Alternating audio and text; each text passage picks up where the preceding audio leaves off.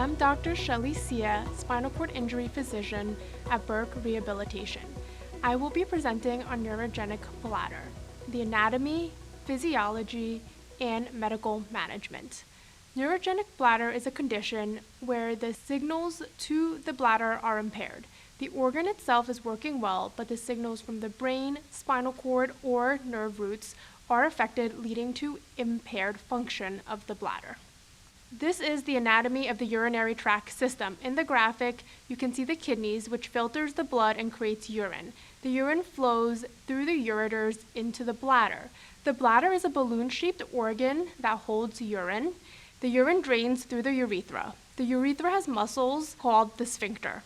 In normal anatomy, the bladder will hold on to the urine, and when the person is ready to urinate, the bladder will squeeze and the sphincter will open in order to allow the urine to drain. When the sphincter stays tight, it is closed and the urine is not able to leave the bladder. It is important to understand the anatomy and physiology of the bladder and the sphincter in both upper and motor neuron injuries to understand how the medication management applies. In injuries to the nervous system, there are upper motor neuron and lower motor neuron injuries. Upper motor neuron injuries are injuries where the brain or spinal cord is affected. The spinal cord passes through the cervical, thoracic, and lumbar levels, and it ends around the L1, L2 vertebral level. Below the L1, L2 vertebral level, we have lower motor neuron injuries. This is where the nerve roots leave the spinal cord. These are injuries such as cauda equina and Guillain-Barré syndrome, amongst others. In upper motor neuron injuries, the bladder and the sphincter are spastic and tight.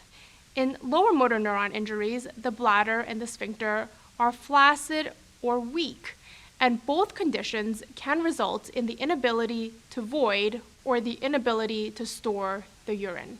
In this graphic, you can see I've highlighted the transition point from an upper motor neuron to lower motor neuron injury at that L1, L2 vertebral level.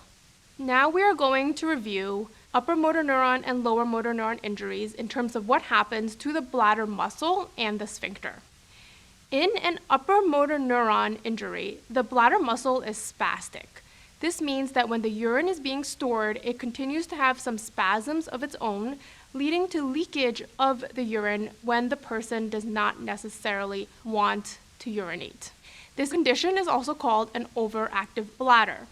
There are medications used to treat this condition, such as oxybutynin and mirabegron, amongst others, and this helps to quiet the bladder spasms so it holds on to the urine and prevents urinary incontinence and leakage.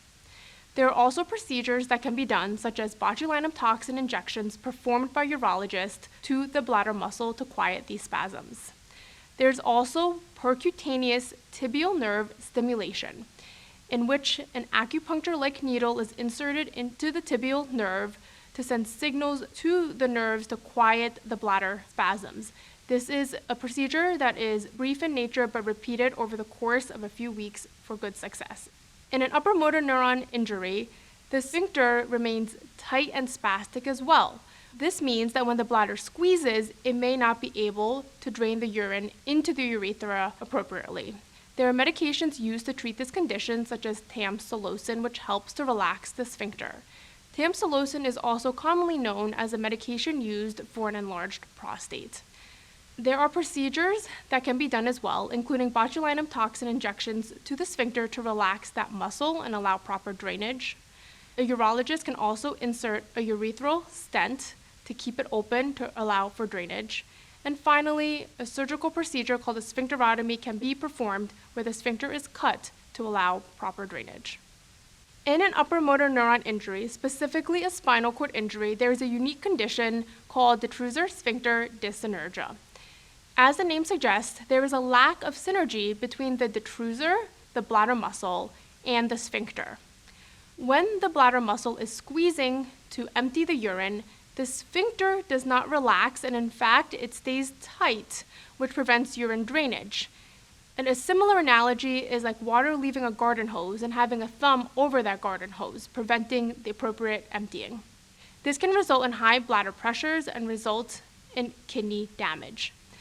The medications and procedures used to treat this condition are similar to those I previously explained for an upper motor neuron, bladder muscle, and sphincter independently. Now we are going to discuss a lower motor neuron injury. The bladder muscle is flaccid and weak, and thus it holds the urine and stores it, and it leads to urinary retention. Medications such as bethanechol helps to stimulate the bladder to squeeze and empty the bladder. There are also behavioral methods such as Valsalva, which is a bearing down of the intra-abdominal organs to apply pressure onto the bladder to allow it to empty, and the Crede maneuver, which is applying pressure on the lower abdominal wall using your hands to apply pressure onto the bladder wall in order to stimulate it to empty. In a lower motor neuron injury, the sphincter is flaccid and weak, resulting in inappropriate urine leakage. A urologist can inject bulking agents to prevent this leakage from happening. Now that we have reviewed the anatomy and physiology, let's review the different bladder management strategies. The first strategy is volitional voiding. In volitional voiding, the person has control over their bladder. The bladder will squeeze when it is full, and the sphincter will relax to allow the emptying. The next three management strategies are used for an incontinent bladder. First, we have reflex voiding, and then we have intermittent catheterization, followed by an indwelling catheter. We will review each of these techniques. In reflex voiding, a person takes advantage of the natural bladder micturition reflex to empty. The urine will fill the bladder will sense when it is full, and it will squeeze on its own in order to empty. However, it is not under voluntary control. Therefore, it leads to urinary incontinence. For men, it helps to wear a collection device such as this condom catheter pictured here. A condom-like device is applied over the penis, and the urine is drained into a bag.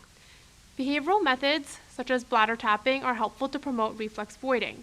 Pressure is applied using the fingers over the lower abdominal wall to put pressure on the bladder to stimulate the contractions. Although there is no catheter sitting inside the bladder, it is very important to establish care with a urologist to ensure that the bladder is healthy and that the bladder pressures are safe. The next management method is intermittent catheterization. In this method, it allows for natural bladder filling with urine, and every 4 to 6 hours, a short catheter is passed through the bladder to allow for emptying. The goal volumes that should be drained are less than 500 milliliters to prevent bladder overdistension and prevent the risk of infection. There are many different types of intermittent catheters on the market that you can discuss with your physician. It is important to monitor fluid intake in these cases to prevent bladder overdistension, and the recommended amount of fluid intake per day is 2 to 3 liters of water. Compared to an indwelling catheter, this results in fewer complications because a catheter is not sitting in the bladder 24 hours a day. There is a reduced risk of infection and bladder stones. A person living with spinal cord injury or their loved one can be trained in helping with this process. The next management method is indwelling catheters. In this case, the catheter is sitting in the bladder constantly to help drain the urine. The first is the indwelling urethral catheter, which is pictured in this graphic. You can see the catheter in the urethra and in the bladder. It is also commonly called a Foley catheter. Another type of indwelling catheter is called the suprapubic catheter, which is inserted via a surgical approach from the urologist. This catheter is inserted through the lower abdominal wall into the bladder directly instead of going through the urethra and a genital organ. A suprapubic catheter has fewer long-term complications. There's a decreased risk of infections. It promotes easier drainage with decreased obstruction of the catheter, and it allows for sexuality. At minimum, the indwelling catheters should be changed every 4 weeks or sooner, as indicated by your loved one's physician. There are a number of outpatient procedures that can be performed for the bladder. These include botulinum toxin injections and injection of bulking agents as previously described. Surgical procedures such as urinary stomas, pouches, and electrical stimulation of the nerve roots can also be performed amongst other procedures to help promote bladder emptying via easier methods. These methods can be discussed with your urologist. For your loved one living with neurogenic bladder, it is important to have bladder testing performed by the urologist.